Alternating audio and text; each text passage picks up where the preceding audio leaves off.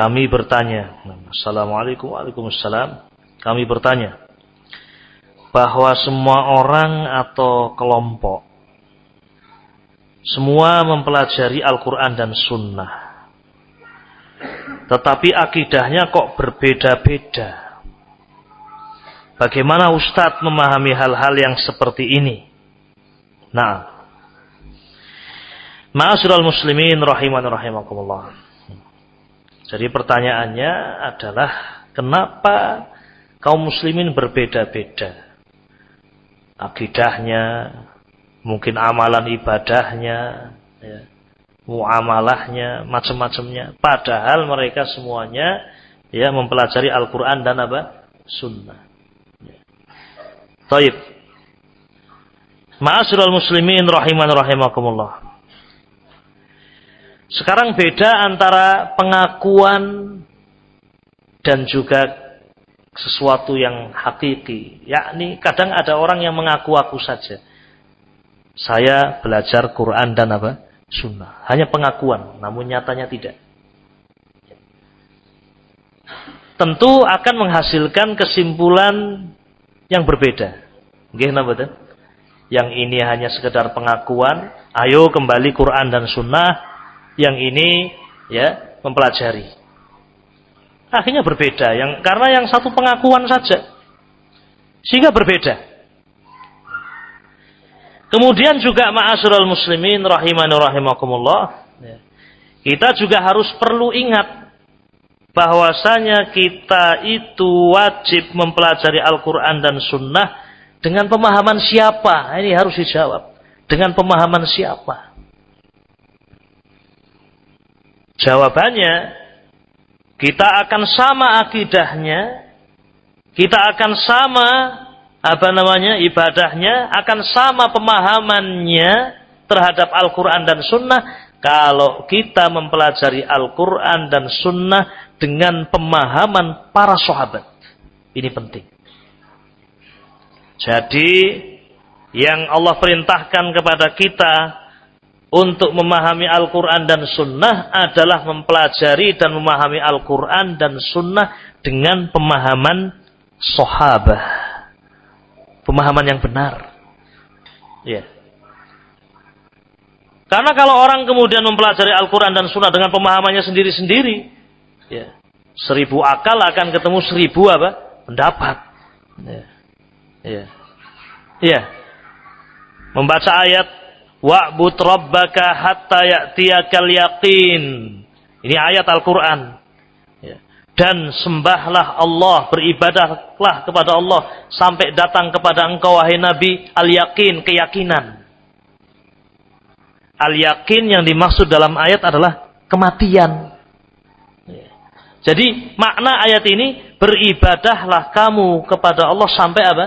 Mati. Dan itulah yang dilakukan oleh Nabi SAW sampai wafat beliau beribadah kepada Allah. Beliau melakukan salat 5 waktu. Ya, itu yang dilakukan oleh Nabi SAW.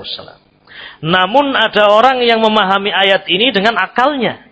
Wa'bud rabbaka hatta ya'tiyakal yaqin. Beribadahlah kamu kepada Allah sampai datang kepadamu keyakinan. Pokoknya nek wis yakin wis cukup. Beribadahlah sampai kamu yakin. Saya sudah yakin, tidak perlu lagi sholat. Ya. Saya sudah yakin, tidak perlu lagi terikat dengan syariat. Ya, itu yang terjadi di kalangan orang-orang sufi ekstrim. Ini ada pertanyaan, apa sebenarnya sufi itu? Ya. Bagaimana dan mengapa? Ya, ini diantaranya pemikiran orang-orang sufi itu. Orang-orang sufi itu membagi manusia itu menjadi 3 tingkatan. Ada yang masih syariat, ya, yang masih harus sholat, harus ini, harus itu, terikat dengan aturan-aturan syariat, harus zakat. Namun ada saat tertentu, tingkatan tertentu, tidak perlu lagi sholat, tidak perlu lagi ibadah, karena mereka menafsirkan ayat wa'bud rabbaka hatta ya'tiyakal yaqin. Beribadahlah kepada Allah sampai kamu yakin. Aku wis yakin, wis cukup. Ya, sama-sama yang dibaca Al-Quran, ya atau tidak? Tetapi yang ini dengan pemahaman sahabat, sehingga benar. Tetapi yang ini dengan pemahaman akalnya, hawa nafsunya, rusak sudah. Jadi kalau ada pertanyaan kenapa kok mereka berbeda? Karena mereka itu tidak mau memahami Al-Quranul Karim dengan pemahaman yang benar, pemahaman para sahabat Nabi Ridwanullah alaihim ajma'in. Dikaitkan dengan pemahaman atau pembahasan kita, bukankah tadi Nabi mengatakan, berpegang teguhlah kalian kepada sunnahku. Dan apa tadi? Sunnah al-khulafa ar-rasyidin, para sahabat. Terlebih yang kibar, Abu Bakar, Umar, Utsman, Ali. Ya. Dan kita tadi juga sudah sebutkan, para sahabat tidak ada khilaf dalam masalah usul ad-din. Sehingga kalau kita kembali kepada pemahaman mereka, mesti akan bersatu dan mesti akan sama. Walhamdulillahirabbil alamin. Ini sebabnya. Ya. Di zaman Ibnu Umar tadi telah kita sebutkan, ada orang-orang yang mengingkari apa? Takdir. Gimana badan? Mengingkari takdir. Berarti akidahnya rusak. Kalau mereka itu tadi mau mendengar nasihat para sahabat, kembali kepada nasihatnya Ibnu Umar, seharusnya mereka cabut keyakinan itu, kembali kepada pemahaman yang benar, yaitu pemahamannya para sahabat, kembali lagi menjadi satu. Tapi kalau kemudian berbicara sendiri, dengan pemahaman sendiri, akalnya sendiri, hawa nafsunya sendiri, itulah yang menjadikan perpecahan. Ya. Mungkin ada pertanyaan yang tidak ditanyakan di sini, saya tanyakan. Ustadz, lalu bagaimana kita bisa memahami Al-Quran dan Sunnah dengan pemahaman siapa? Sahabat. Terus pripun niku carane? Ya tadi sudah kita sebutkan. Alhamdulillah, ilmu agama itu diwariskan kepada para ulama. Al-ulama warasatul anbiya. Para ulama itu pewaris para nabi. Mereka bukan membuat sesuatu yang baru, warisan. Para sahabat diajari oleh Nabi Islam, mereka faham betul. Kemudian diajarkan kepada para tabi'in, diwariskan kepada para tabi'in, faham betul. Diwariskan kepada generasi berikutnya, sampai kepada Imam Syafi'i, sampai kepada Imam Malik, sampai Imam Ahmad bin Hanbal, terus pada para ulama sampai hari ini. Alhamdulillah, Allah jaga agama ini. Karya-karya mereka bisa kita dapatkan, bisa kita baca. Bagaimana akidahnya Imam Syafi'i, baca itu bukunya Imam Syafi'i. Fikihnya Imam Syafi'i, baca buku-buku hadis dan fikihnya Imam Syafi'i. Seperti kitab Al-Um, Imam Malik baca itu akidahnya.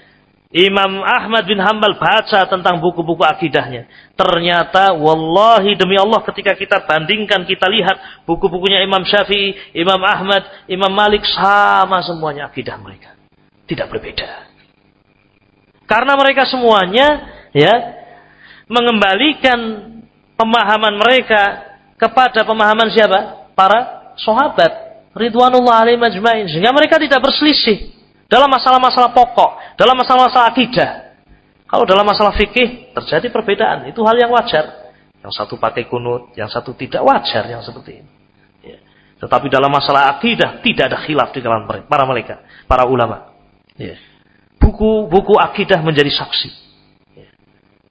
Kalau mau kembali kepada kitab-kitab para ulama dan duduk di hadapan para ulama, termasuk para ulama yang saat ini masih ada, Syekh Rabi' bin Hadi al-Madkhali, Syekh Abdul Muhsin al-Abbad hafizahullah, Syekh Shalih bin Fauzan, Syekh Ubaid al-Jabiri.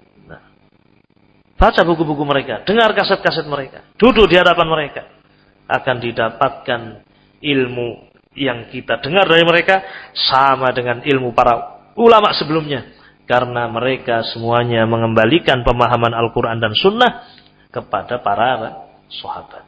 Ini yang menjadikan berbeda. Nah,